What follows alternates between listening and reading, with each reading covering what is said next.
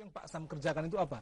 Supaya yang namanya pelayanan umum kita itu betul-betul dirasakan oleh warga masyarakat.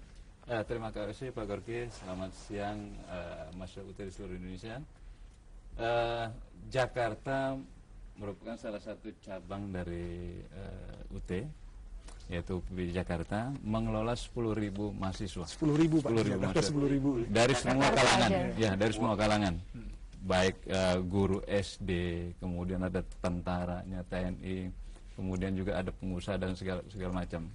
Nah, saya ingin menjawab Mbak Helen gitu. Ini kalau cantik namanya lupa dia.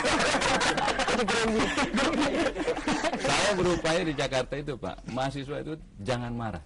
Oh, jangan marah. Gitu. Mengapa? Karena mahasiswa kita kan orang-orang sibuk semua. Jadi kalau mereka bertransaksi dengan kita itu minimal harus izin kantor. Ya. Orang Jakarta. Oh, ini ngomong-ngomong mahasiswanya pekerja semua sudah. Hampir 85% itu mempunyai kegiatan. Kegiatan. Kegiatan. Katakanlah sekarang mahasiswa yang sebagai pegawai lah. Mana ada sekarang izin kantor itu semudah dulu sekarang. Nggak ada lagi. Nah, oleh karena itu izinnya sudah susah, datang ke tempat kita tuh agak cukup jauh, capek, biaya mahal dan segala macam. Buatlah mahasiswa gitu tuh jangan pernah marah di kantor kita. Jangan marah, itu yang utama ya. Mudahkanlah urusannya di kantor kita, gitu. Buatlah mereka sekali datang selesai semuanya, gitu.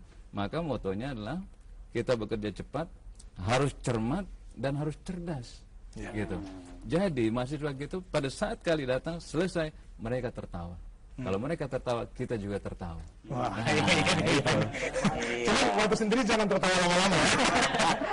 Nah, soalnya begini Pak Aryo, kan Bapak juga paling nggak mengikuti ya. Di DPR itu kan sekarang sedang membahas rancangan undang-undang tentang pelayanan publik, di mana di situ disebutkan, ini saya takut salah baca juga ya, dalam rangka efisiensi penyelenggaraan pelayanan publik terhadap pemberian pelayanan yang meliputi berbagai jenis pelayanan dapat dilakukan melalui pelayanan terpadu. Mungkin bahasa lain daripada cerdas, cepat, akurat tadi mungkin terpadu. Kemudian ada juga untuk pemberian pelayanan pada satu tempat meliputi berbagai jenis pelayanan yang tidak mempunyai keterkaitan proses dan dilayani melalui beberapa pintu, diselenggarakan melalui pelayanan terpadu satu atap.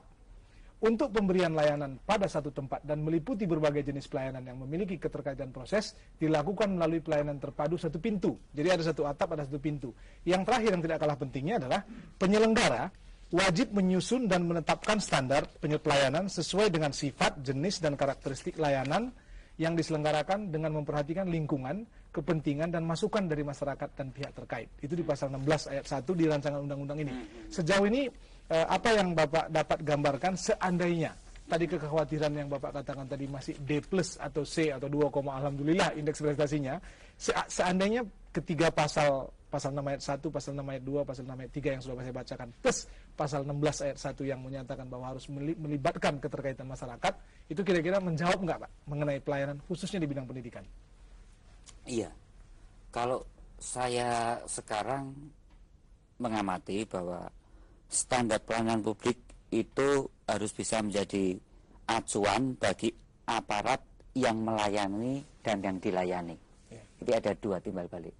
Jadi kalau tadi melibatkan masyarakat itu yang partisipatoris ya, partisipatoris. Jadi pelayanan publik itu harus ada timbal balik dan mengutamakan pelayanan publik guna memenuhi kebutuhan dasar tadi soal pendidikannya. Jadi kalau tadi berkaitan dengan UT, ada transparansi Mas, ada kepastian prasyarat prosedur dan tentunya biaya, ya kan, itu transparan.